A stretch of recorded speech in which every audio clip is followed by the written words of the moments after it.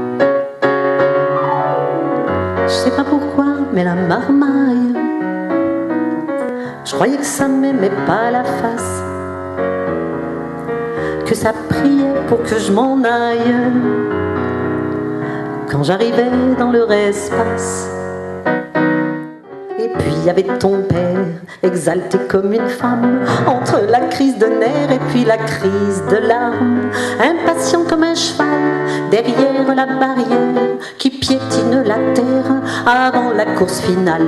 Puis il y avait la sage-femme tranquille comme un poisson.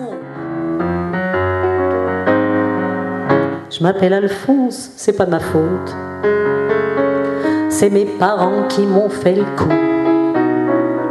Ça aurait pu tomber sur un autre, on était 9 garçons chez nous. Je sais que ça fait plusieurs prénoms et que ça fait plusieurs baptêmes.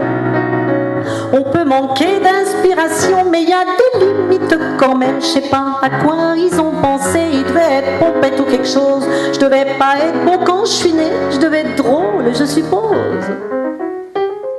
Puis ça y est, leur voix s'élève suppliante. Prends-la dans tes bras et ils me la tendent. Dès que je la saisis, elle se raidit, elle louche, elle force, elle rougit, elle remplit sa couche.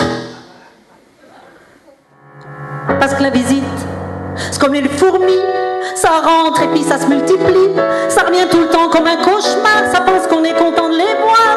Ça coupe les films en plein milieu, ça prend le divan le plus moelleux, ça nous condamne à la chaise droite, ça prend racine, ça mange comme 4. Je veux pas de visite. Le plus fort c'est mon père.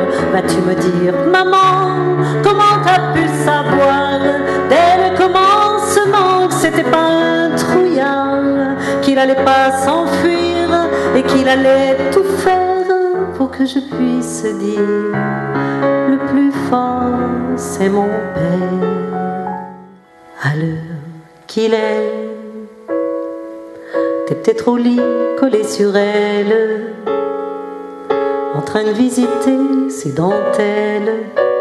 Et puis, qui sait, t'as peut-être des cheveux gris sur les tempes. Je la vois d'ici qui te complimente. À l'heure qu'il est, il est peut-être temps que je comprenne. J'ai acheté la cassette, la fameuse vidéo, avec 3 filles parfaites qui suivent le même tempo. Je suis allée en cachette, je suis revenue en auto, tout équipée de serviettes et de grandes bouteilles d'eau. Je m'imaginais déjà en patin roulette, le petit top en lycra moulé sur ma silhouette, légère comme une ballerine, droite comme une majorette, avec mes shorts en jean, mes pads et mes 2 couettes. J'ai vu la première guerre, le premier téléphone. Me voilà centenaire, mais bon, qu'est-ce que ça me donne? Les grands avions rugissent, il y a une rayure au ciel. C'est comme si l'éternel m'avait rayé sa liste. Non, c'est pas que tu m'écœures ou que je peux plus te sentir, mais essaye de dormir dans la pelle d'un tracteur. C'est pas que t'es pas gentil, c'est que t'as dû avaler, lorsque t'étais petit, un moteur de Harley. Chérie, tu ronfles. C'est de les voir, les épouses, avec leur peau fanée, avec leurs doigts zébrés de diamants et d'or blanc. C'est de les voir s'appliquer à chercher les lumières tamisées et à faire des sourires figés.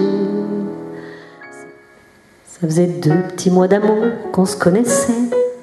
Fallait voir ça, la belle petite cour que tu me faisais. J'avais cessé de me protéger, depuis le cœur jusqu'à la chair. Je me sentais en sécurité, jusqu'à ce que je vois les souliers verts. Les souliers verts à talons hauts sur la tablette. Une paire de souliers verts de femme ou de tapette. Je les ai regardés droit dans les semelles. Dieu merci, c'était pas ta pointure. Je suis allée mettre des gants de vaisselle pour m'emparer de ces petites ordures. Quand je suis arrivée dans la chambre en te les montrant, t'étais comme un caméléon sur le lit blanc. Je t'ai demandé à qui c'était. Je peux pas croire que t'as bredouillé exactement ce que je craignais, que t'en avais aucune idée.